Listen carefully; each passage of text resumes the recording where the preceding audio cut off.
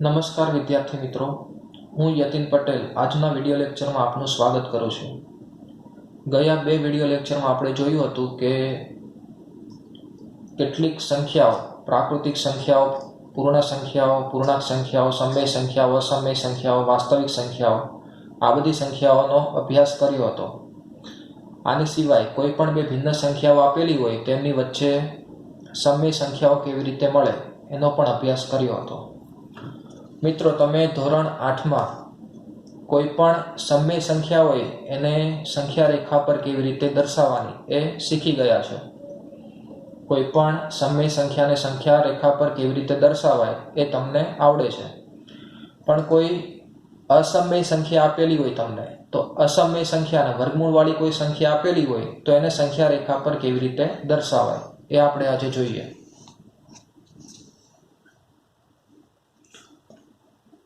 વર્ગમૂળવાળી કોઈ સંખ્યાને સંખ્યા રેખા પર દર્શાવવી।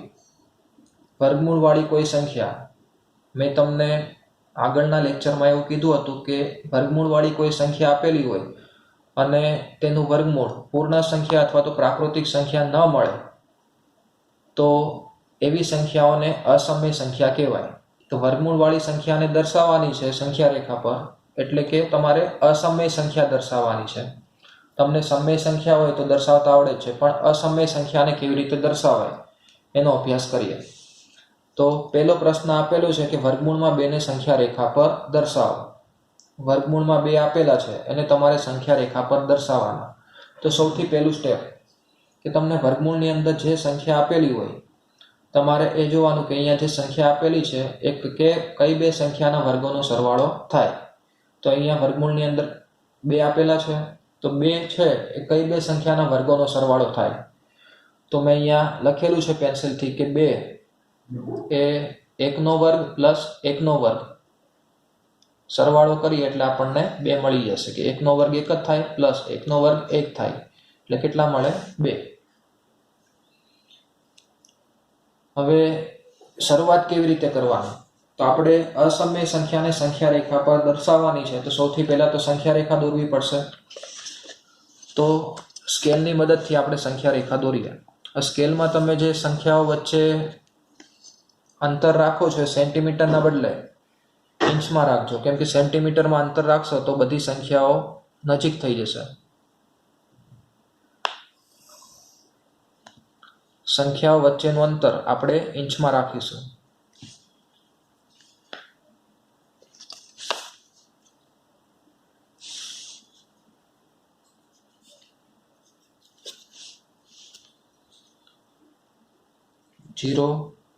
જીરોની જમણી બાજુએ 1 2, જીરોની ડાબી બાજુએ -1 -2। હવે શું કરીશું? તો હવે 0 છે તો 0 ને સંગત સંખ્યા O લઈએ। આ 0 ને સંગત બિંદુ કયું લઈએ? O। હવે આપણે કઈ સંખ્યા દર્શાવવાની છે? તો વર્ગમૂળમાં 2, અને 2 માટે મેં તમને કીધું કે કઈ બે સંખ્યાના વર્ગોનો સરવાળો થાય, તો 1 નો વર્ગ પ્લસ 1 નો વર્ગ। તો હવે બંને સંખ્યાઓ સમાન જ છે અહીંયા। તો હવે તમારે શું કરવાનું? અહીંયા 1 છે તો જે બિંદુ O લીધું તેનાથી 1 એકમ અંતરે, અહીંયા 1 છે એટલા માટે બિંદુઓથી 1 એકમ અંતરે તમારે બીજું કોઈ બિંદુ લેવાનું છે, બિંદુ A। બિંદુ A લઈ લીધું। હવે બીજી સંખ્યા પણ 1 જ છે, તો હવે બિંદુ A પાસે સંખ્યા રેખાને 1 એકમનો લંબ દોરવાનો છે તમારે। બિંદુ A પાસે સંખ્યા રેખાને 1 એકમનો લંબ, 1 ઇંચ અંતર થાય એટલો આપણે લંબ દોરી દઈએ।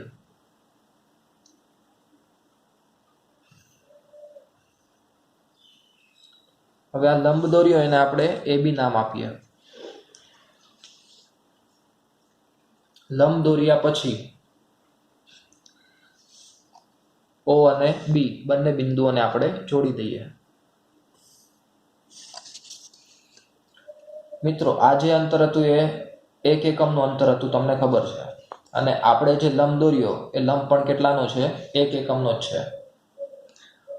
હવે અહીંયા જે ત્રિકોણ બને છે, કાટકોણ ત્રિકોણ બને છે. એ કાટકોણ ત્રિકોણ હોય તો કાટકોણ ત્રિકોણ માટે પાયથાગોરસનો એક નિયમ છે કે કાટકોણ ત્રિકોણમાં કર્ણનો વર્ગ, આ કાટકોણ ત્રિકોણ છે, આ કાટખૂણો બને અને કાટખૂણાની સામેની બાજુ હોય તો એને કર્ણ કહેવાય. તો કાટકોણ ત્રિકોણમાં કર્ણનો વર્ગ, કર્ણ કયો છે? ઓબી. કર્ણનો વર્ગ એ બાકીની બે બાજુઓના વર્ગના સરવાળા જેટલો થાય. તો આ કાટકોણ ત્રિકોણની અંદર ઓબી કર્ણ થાય તો ઓબીનો વર્ગ, OB square is equal to બાકીની બે બાજુઓના વર્ગના સરવાળા જેટલો થાય. તો બાકીની બે બાજુઓ કઈ હતી? ઓબી કર્ણ હતો. બાકીની બે બાજુઓ કઈ હતી? ઓએ અને એબી. તો ઓએ સ્ક્વેર પ્લસ એબી સ્ક્વેર. પાયથાગોરસનો નિયમ યાદ રાખજો મિત્રો કે કાટકોણ ત્રિકોણની અંદર કર્ણનો વર્ગ બાકીની બે બાજુઓના વર્ગના સરવાળા જેટલો થાય છે. તો આપણી પાસે જે કાટકોણ ત્રિકોણ છે એમાં કર્ણ કયો હતો? ઓબી. એટલે ઓબીનો સ્ક્વેર બરાબર બાકીની બે બાજુઓ કઈ હતી? ઓએ અને એબી. તો ઓએ સ્ક્વેર પ્લસ એબી સ્ક્વેર. હવે આપણે આની અંદર કિંમત મૂકીએ તો 1નો સ્ક્વેર પ્લસ 1નો સ્ક્વેર. ઓએની કિંમત પણ 1 હતી, એબીની કિંમત પણ 1 હતી. 1નો સ્ક્વેર 1 પ્લસ 1નો સ્ક્વેર 1 કેટલા મળશે? 2. 2 મળી ગયા આપણને. ઓબી સ્ક્વેર બરાબર 2 મળ્યા. પણ આપણે તો ઓબીની કિંમત જોઈતી હોય તો વર્ગમૂળ કાઢીએ. તો ઓબી સ્ક્વેર હતા એનું વર્ગમૂળ કાઢો એટલે અહીંયા ઓબી થઈ જશે અને આ 2 હતા એ વર્ગમૂળમાં આવશે. એટલે આ જે કિંમત મળી કર્ણનું માપ કેટલું મળ્યું તમને? વર્ગમૂળમાં 2. કાટકોણ ત્રિકોણની અંદર પાયથાગોરસની મદદથી બે બાજુઓ આપેલી હોય તો ત્રીજી બાજુનું માપ મળી જાય. એટલે બંને બાજુઓનું માપ 1 આપેલું હતું એટલા માટે આપણે કર્ણનું માપ શોધી કાઢ્યું. કર્ણનું માપ આપણને વર્ગમૂળમાં 2 મળે છે. હવે શું કરશો તમે? તો હવે O થી B જેટલું માપ લેવાનું તમારે. પરિકરમાં પેન્સિલ અને પરિકર વચ્ચે આટલું માપ લેવાનું છે. ત્રિજ્યા કેટલી લેવાની? OB જેટલી. OB જેટલી ત્રિજ્યા લઈ તમારે પરિકરને O ઉપર રાખવાનું છે. કેન્દ્ર કોને ગણવાનું છે? ઓને. ઓને કેન્દ્ર ગણીને OB જેટલું માપ લઈ, OB જેટલી ત્રિજ્યા લઈ તમારે ચાપ રચવાની છે. અહીંયાથી આ રીતે તમે ચાપ રચી દો. સંખ્યા રેખાને જ્યાં છેદે તે બિંદુને P નામ આપી દો. હવે OB જે અંતર હતું એ વર્ગમૂળમાં 2 જેટલું હતું. OB જેટલું માપ લઈને આપણે સંખ્યા રેખા પર અહીંયા ચાપ દોરી છે. તો આ જે P બિંદુ મળશે, O થી P સુધીનું અંતર એ કેટલું થશે? વર્ગમૂળમાં 2 જેટલું. એટલે આ જે P છે, P ને સંગત સંખ્યા કઈ મળશે તમને? વર્ગમૂળમાં 2. ખબર પડી મિત્રો કેવી રીતે અસમય સંખ્યા હોય તો એને સંખ્યા રેખા પર દર્શાવી શકાય?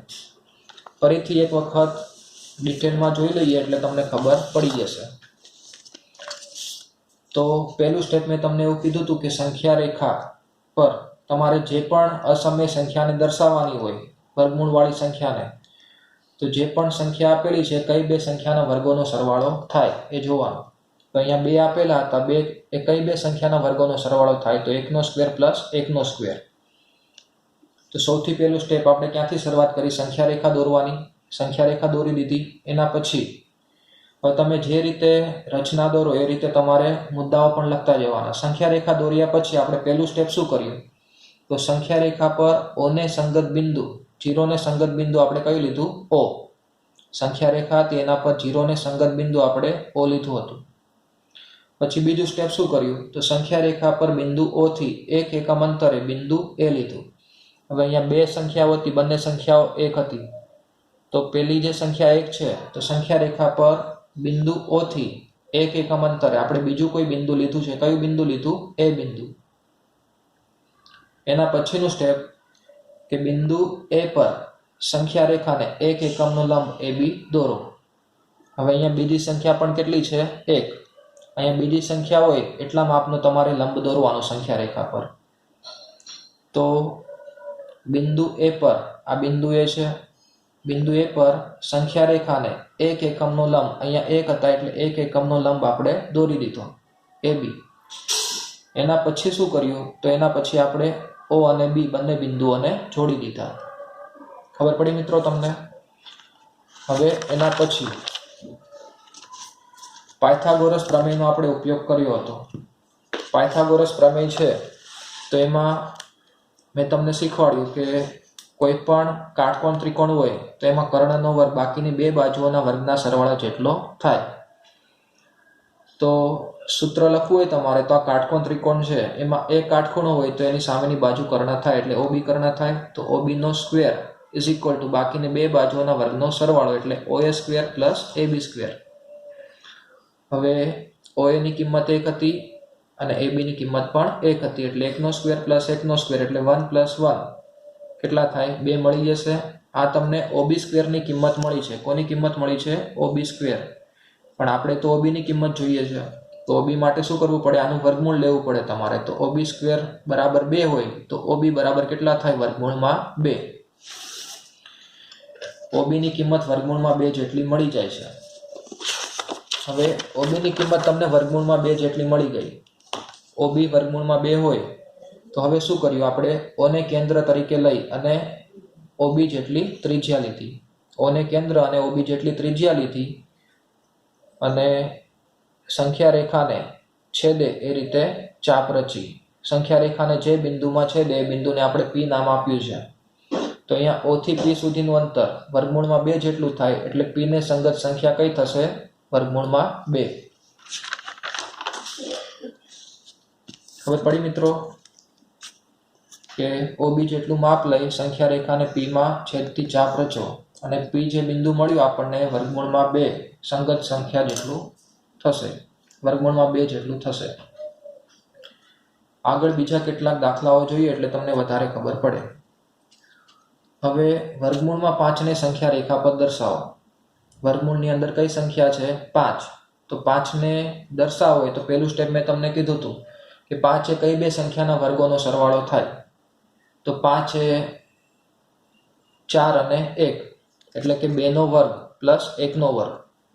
2 નો વર્ગ કરો એટલે 4 પ્લસ 1 નો વર્ગ કરો એટલે 1 એટલે 4 ને 1 5 થઈ જશે. હવે શરૂઆત કેવી રીતે કરવાની? મેં તમને કીધું કે સંખ્યા રેખા દોરવાની. સૌથી પહેલા સંખ્યા રેખામાં બે સંખ્યાઓ વચ્ચે 1 ઇંચનું માપ રાખવાનું જેથી બધું ભેગું ના થઈ જાય. સંખ્યા રેખા દોર્યા પછી પહેલો પોઈન્ટ મેં એવો કીધો હતો કે 0 ને સંગત બિંદુ O લેવાનો. એના પછી અહીંયા જે પહેલી સંખ્યા છે મોટી સંખ્યા કેટલી છે? 2. આગળના દાખલામાં મોટી સંખ્યા કેટલી હતી? 1 જ હતી. હવે અહીંયા 2 છે તો 0 થી 2 એકમ અંતરે તમારે કોઈ બિંદુ લેવાનું. A બિંદુ લઈ લીધું આપણે. 2 એકમ અંતરે A બિંદુ લીધું. એના પછી બિંદુ A પર સંખ્યા રેખાને લંબ દોરવાનો. કેટલા એકમનો લંબ દોરવાનો છે તમારે? 1 એકમનો. કેમ કે અહીંયા બીજી સંખ્યા કઈ છે? 1. એટલે અહીંયા જે પહેલી સંખ્યા હોય મોટી સંખ્યા એ તમારે સંખ્યા રેખા પર 0 થી એટલા એકમ અંતરે તમારે A બિંદુ લેવાનો અને બીજી સંખ્યા હોય એટલા એકમનો લંબ દોરવાનો છે. એટલે 1 એકમનો લંબ દોરી દીધો આપણે. હવે લંબ દોર્યા પછી શું કર્યું? જે બિંદુ હતા O અને B બંનેને આપણે જોડી દીધા. બંને બિંદુઓને જોડી દઈએ તો પાયથાગોરસ પ્રમેય પ્રમાણે અહીંયા કાટકોણ ત્રિકોણ બને છે. એ કાટખૂણો છે અને OB એની સામેની બાજુ અથવા તો કર્ણ થાય. તો કાટકોણ ત્રિકોણ પ્રમાણે પાયથાગોરસ નિયમ પ્રમાણે મેં તમને કીધું કે કર્ણનો વર્ગ એ બાકીની બે બાજુઓના વર્ગના સરવાળા જેટલો થાય છે. તો કર્ણનો વર્ગ એટલે કે OB નો વર્ગ બરાબર બાકીની બે બાજુઓના વર્ગનો સરવાળો એટલે OA square plus AB square. OA ની કિંમત કેટલી છે તમે જોઈ શકો છો ત્રિકોણની અંદર. OA કેટલા છે? 2 એટલે 2 નો સ્ક્વેર પ્લસ AB કેટલા છે? 1 તો 1 નો સ્ક્વેર. 2 નો સ્ક્વેર એટલે 4, 1 નો સ્ક્વેર એટલે 1. તો OB સ્ક્વેર બરાબર કેટલા થાય? 5. પણ આપણે OB ની કિંમત જોઈએ છે એટલે વર્ગમૂળ કાઢો તમે તો OB ની કિંમત કેટલી મળશે? વર્ગમૂળમાં 5. OB ની કિંમત વર્ગમૂળમાં 5 મળે છે. એના પછી શું કર્યું આપણે કે OB જેટલું માપ લીધું આપણે, ત્રિજ્યા લીધી અને O ને કેન્દ્ર ગણીને OB જેટલું માપ લઈને પરિકરની મદદથી સંખ્યા રેખાને P બિંદુમાં છેદે એવી ચાપ રચી. અહીંયા OB નું માપ કેટલું હતું? વર્ગમૂળમાં 5. OB નું માપ 5 હોય તો આપણે જે ચાપ રચી OP એનું માપ પણ કેટલું થાય? વર્ગમૂળમાં 5 જ થશે. એટલે અહીંયા જે બિંદુ મળે છે P એને સંગત સંખ્યા કઈ મળશે? વર્ગમૂળમાં 5. ખબર પડી મિત્રો? હવે આવા જે પ્રશ્નો હોય એમાં કેટલીક વખત કેટલીક સ્કૂલમાં મુદ્દાઓ લખવાનું કહે છે, જ્યારે કેટલીક સ્કૂલમાં મુદ્દાઓ લખવાનું કહેતા નથી. તો પહેલો પ્રશ્ન મેં તમને મુદ્દાઓ સાથે સમજાવેલો છે, એ પ્રમાણે તમે આમાં પણ મુદ્દાઓ લખી શકો. હજી એક વધારે પ્રશ્ન જોઈએ એટલે તમને ડિટેલમાં ખબર પડે.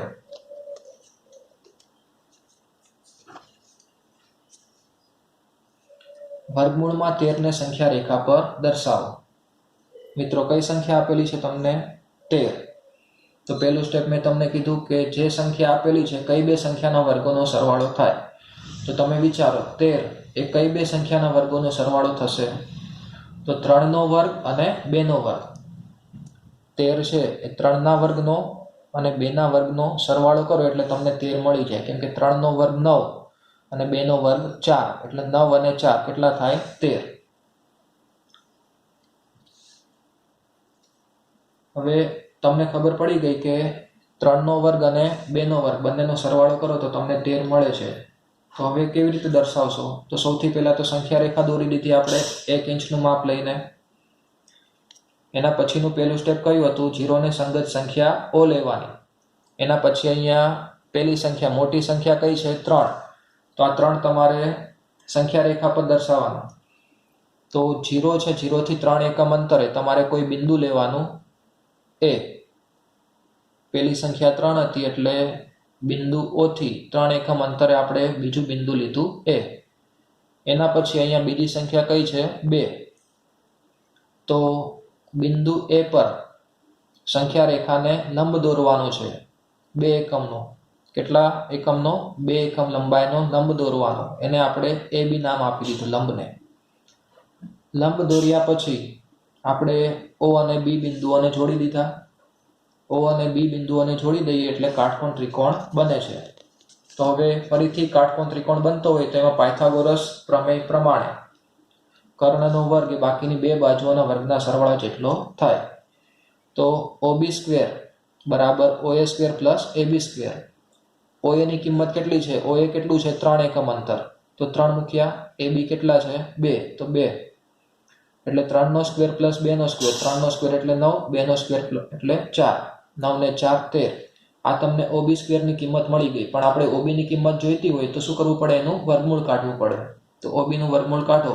OB² 13 હતા તો OB બરાબર કેટલા થાય? વર્ગમૂળમાં 13.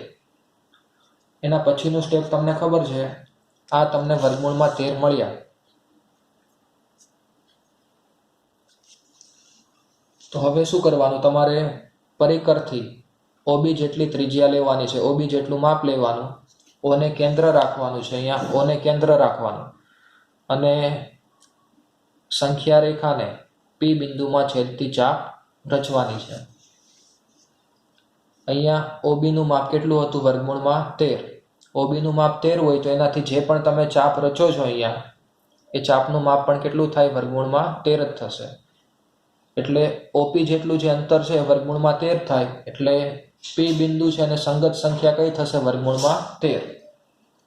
ખબર પડી ગઈ મિત્રો કે OB જેટલું માપ લઈ ઓને કેન્દ્ર ગણી સંખ્યા રેખાને P બિંદુમાં છેદતી ચાપ રચો એટલે બિંદુ P એ વર્ગમૂળમાં 13 ને સંગત બિંદુ મળે છે. કોઈ પણ અસમય સંખ્યા હોય એને સંખ્યા રેખા પર કેવી રીતે દર્શાવવી વર્ગમૂળવાળી સંખ્યાને, એનો આપણે અભ્યાસ કર્યો. આશા રાખું છું કે તમને ખબર પડી ગઈ હશે અને બીજી કેટલીક સંખ્યાઓ પણ તમે વર્ગમૂળવાળી સંખ્યાઓ સંખ્યા રેખા પર દર્શાવી શકો છો. એની પ્રેક્ટિસ તમે જાતે કરજો. આજના લેક્ચરમાં અહીંયા સુધી રાખીએ. અસ્તુ.